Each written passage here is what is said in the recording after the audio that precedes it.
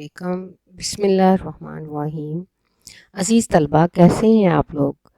امید ہے کہ آپ سب خیریت سے ہوں گے۔ مجھے بہت خوشی ہوئی ہے کہ آپ لوگوں نے اپنے کمنٹس میں لکھا ہے کہ آپ لوگوں کو ضرورت ہے میری اور آپ مجھ سے پڑھنا چاہتے ہیں، آپ لوگوں کو سمجھ آ رہی ہے۔ مجھے بیٹا بہت خوشی ہے، لیکن میں آپ لوگوں کو بیٹا اتنا ٹائم نہیں دے پا رہی، کیونکہ اس کی وجہ ہے کہ میں بچوں کو پڑھا رہی ہوں کالج میں اور میرے پاس ٹائم کی کمی ہوتی ہے۔ لیکن انشاءاللہ میں کوشش کروں گی کہ میرے اپنے ہر اسٹوڈنٹ جو مجھ سے پڑھنا چاہتا ہے اس کو ہر طرح سے میں گائیڈ کروں۔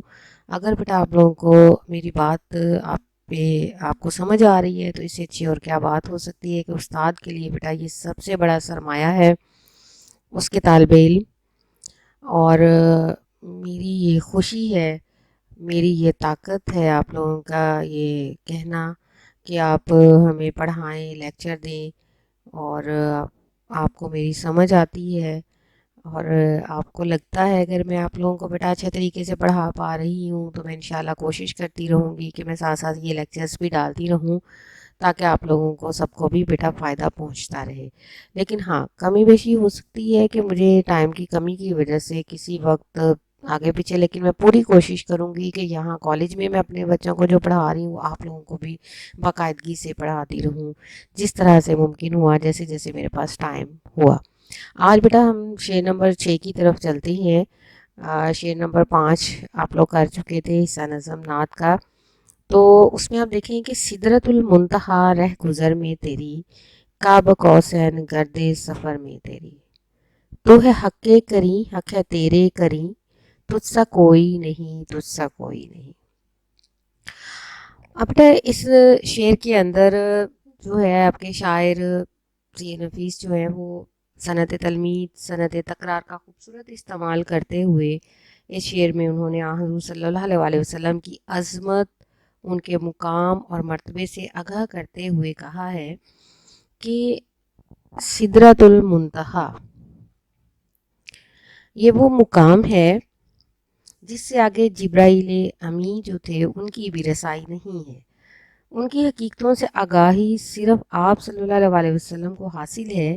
یہاں واقع معراج کی طرف اشارہ کیا گیا ہے، اور آپ لوگ بخوبی جانتے ہیں کہ صنعت تلمی کیا ہے۔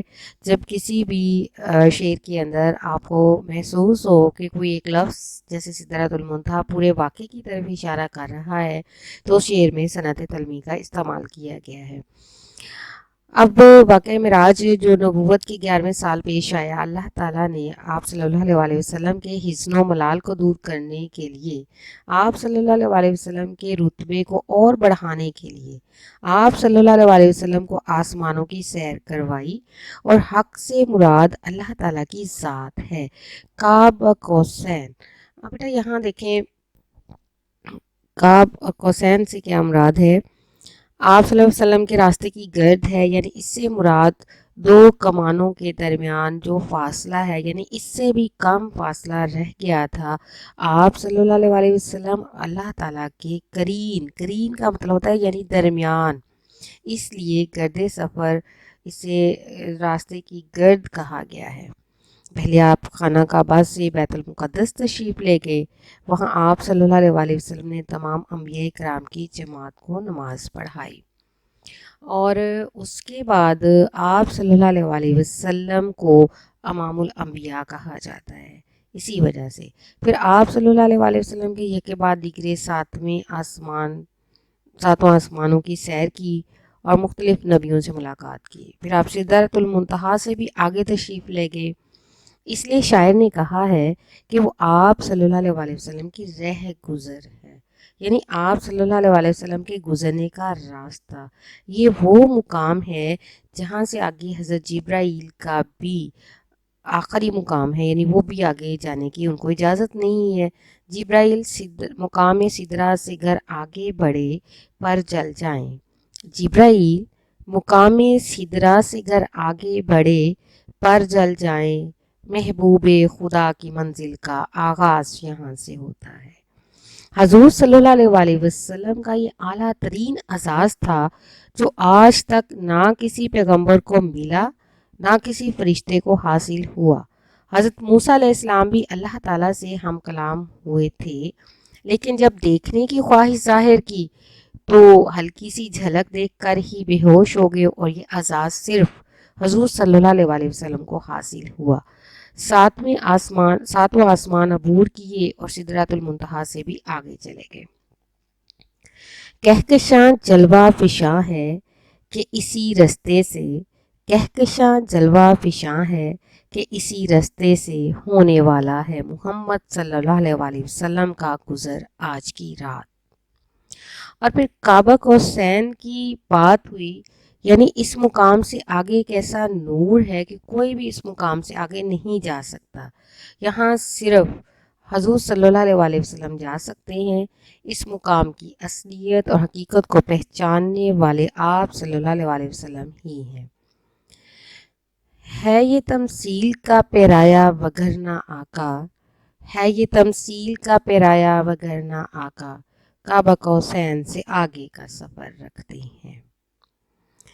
سورہ نجم کی آیت نمبر 9 میں ارشاد ہے، پس وہ 2 کمانوں کے بقدر فاصلہ رہ گیا بلکہ اس سے بھی کم۔ کھلا ہے کعبہ قوسین ادنا،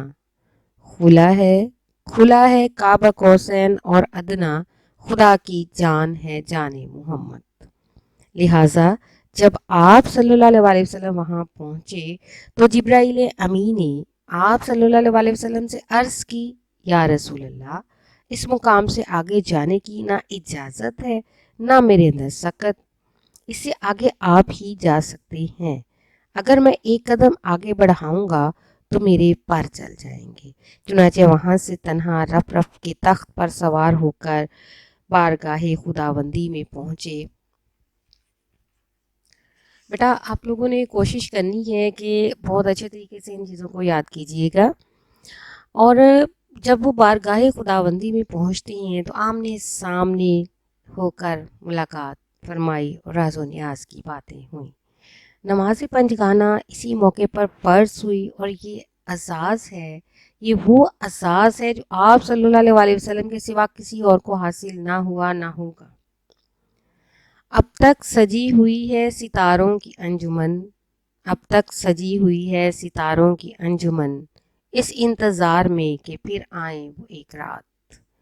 اسی پس منظر میں شاعر کہتا ہے کہ وہ مقام سدرۃ المنتہا جہاں سے آگے حضرت جبرائیل کو بھی جانے کی اجازت نہیں، اور حق سے یعنی اللہ سے آمنے سامنے ملاقات کا شرف صرف آپ صلی اللہ علیہ وسلم کو حاصل ہوا۔ مولانا ظفر علی خان اپنی نظم شب معراج میں اسی واقعے کو کچھ اس انداز میں پیش کرتے ہیں، اپنے اللہ سے ملنے کے لیے جاتا ہے، اپنے اللہ سے ملنے کے لیے جاتا ہے، اپنے اللہ کا منظور نظر آج کی رات۔ ماہ و انجم نے سرے راہ بچھا دی آنکھیں، ماہ و انجم نے سرے راہ بچھا دی آنکھیں، کیونکہ ہے ناقہ اسرا کا سفر آج کی رات۔ کہکشاں جلوہ فشاں ہے کہ اسی رستہ سے، کہکشاں جلوہ فشاں ہے کہ اسی رستہ سے ہونے والا ہے محمد صلی اللہ علیہ وسلم کا گزر آج کی رات۔ مل گئی دونوں جہانوں کے خزانوں کی کلید، مل گئی دونوں جہانوں کے خزانوں کی کلید، اپنی معراج کو پہنچا ہے بشر آج کی رات۔ اور بیٹا یہ کعبہ اور قوسین کی جو ہے نا، یہ دیکھیں کہ یہ میں آپ لوگوں کو بتانے کے لیے کہ یہ کیا چیز ہے، یہ وہ فاصلہ ہے جو ایک عرب کے اندر یہ چیز تھی کہ جب لوگ ایک دوسرے سے صلح کرتے تھے تو ان کو آپس میں ملایا کرتے تھے، تو کعبہ قوسین ہونے سے مراد یہی ہے۔ آپ لوگوں کو انشاءاللہ یہ سمجھ آ گیا ہوگا کہ کعبہ اور قوسین سے کیا مراد ہے۔ یہ وہ فاصلہ ہے جو ایک تیر جلاتے ہوئے دو کمانوں کے درمیان یعنی جو فاصلہ ہوتا ہے اس سے بھی کم، یعنی گرد سفر کہا گیا تو کتنی ہے، آپ اٹھا کے دیکھیں، مٹی اٹھائیں اس کو دیکھیں کتنی گرد آپ کے لگتی ہے ہاتھوں پہ، اتنی مائنر سی لگے گی، اتنی تھوڑی لگے گی، اس سے بھی کم فاصلہ رہ گیا تھا۔ تو یہ اللہ تعالیٰ نے آپ صلی اللہ علیہ وسلم کی عظمت کا اعتراف کیا ہے انہوں نے کہ کتنا بڑا اعزاز دیا تھا اللہ پاک نے نبی پاک صلی اللہ علیہ وسلم کو. بیٹا یہ کچھ حوالہ جات کے اشعار میں نے لکھے ہیں. آپ لوگوں کی ریکوائرمنٹ تھی کہ میڈم ہمیں یہ لکھ کے دیا کریں. کچھ میں نے ویسے بولے ہیں. ظاہر ہے بیٹا وقت کی کمی ہے, میرے پاس اتنا وہ نہیں تھا ٹائم پراپر اس کو لکھنے کا, لیکن پھر بھی یہ آپ لوگ بیٹا دیکھ لیجئے گا. دنیا میں رحمت دو جہاں اور کون ہے, دنیا میں رحمت دو جہاں اور کون ہے, جس کی نہیں نظیر وہ تنہا تم ہی تو ہو. جبرائیل مقام سدرہ سے گر آگے بڑھے پر جل جائیں, جبرائیل مقام سدرہ سے گر آگے بڑھے پر جل جائیں, محبوب خدا کی منزل کا آغاز یہاں سے ہوتا ہے. ماہ و انجم نے سر راہ بچھا دی آنکھیں, ماہ و انجم نے سر راہ بچھا دی آنکھیں, کیونکہ ہے ناقہ اسرا کا سفر آج کی رات. تو بیٹا آج میں آپ لوگوں کو ایک اور چیز بھی بتانا چاہوں گی جو آپ کے امتحانی نقطہ نظر سے بہت اہم ہے. اس میں اب آپ دیکھیں یہاں پہ یہ ذکر ہوا ہے, یہ سدرۃ المنتہا آپ کا یہ لفظ جو ہے قاب قوسین جو ہے یہ آپ کی سند تلمی ہے. لیکن اس کے بعد دیکھیں کہ حق کے کریں, حق کا لفظ دو دفعہ آ گیا, دوسرا کوئی نہیں, دوسرا کوئی نہیں, پھر دوبارہ یہ دہرایا گیا ہے, تو یہ آپ کی سند تکرار ہے. لیکن اس کے بعد بیٹا یہ جو علامت آپ کو اس میں نظر آ رہی ہے یہ سکتہ کی علامت ہے.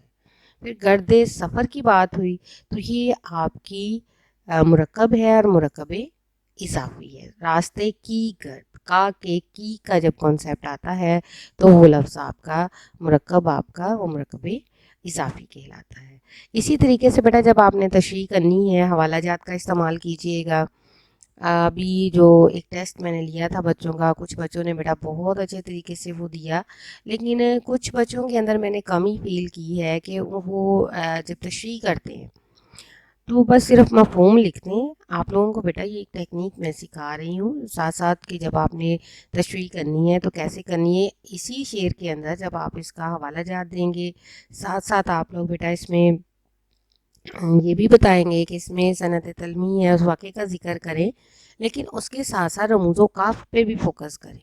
رموز و کاف کو آپ لوگ بھول جاتے ہو.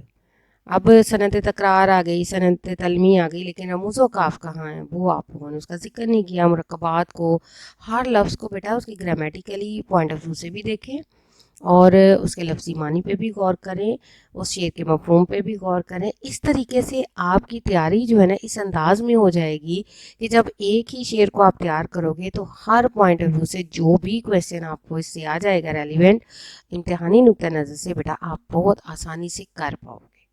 تو اس لیے آپ لوگوں نے کوشش کرنی ہے کہ آپ جب بھی تیاری کریں ہر انداز سے اچھے طریقے سے کریں, اور انشاءاللہ امید ہے کہ آپ لوگ بہت اچھے نمبر لیں گے. اللہ پاک آپ لوگوں کو کامیاب کرے. اور میرا بیٹا اگر ایک لفظ آپ کے فائدے کے لیے کہیں استعمال ہوتا ہے تو بیٹا میں انشاءاللہ پوری کوشش کروں گی, کیونکہ ایک استاد کا یہ فرض ہے کہ اپنے اسٹوڈنٹس کو جو ان کا سوال ہے اس کا جواب دیں اور اس کو مطمئن کریں. اور استاد بیٹا ہوتا ہی اس لیے ہے, اللہ پاک نے یہ معلمی کا فریضہ جو ہے اتنا اہم ہے کہ میں سمجھتی ہوں کہ اللہ پاک مجھے ایک بہترین معلم بننے کی توفیق عطا فرمائے. ابھی بھی میں سمجھتی ہوں کہ میرے اندر کچھ ایسی چیزوں کی ضرورت ہے, مجھے اور بھی زیادہ اپنے آپ کو بہتر بنانے کی ضرورت ہے, اور میں اللہ سے دعا گو ہوں کہ آپ کو ایک اچھا طالب علم بننے کی توفیق عطا فرمائے اور مجھے ایک اچھا معلم بننے کی توفیق عطا فرمائے. آمین. شکریہ.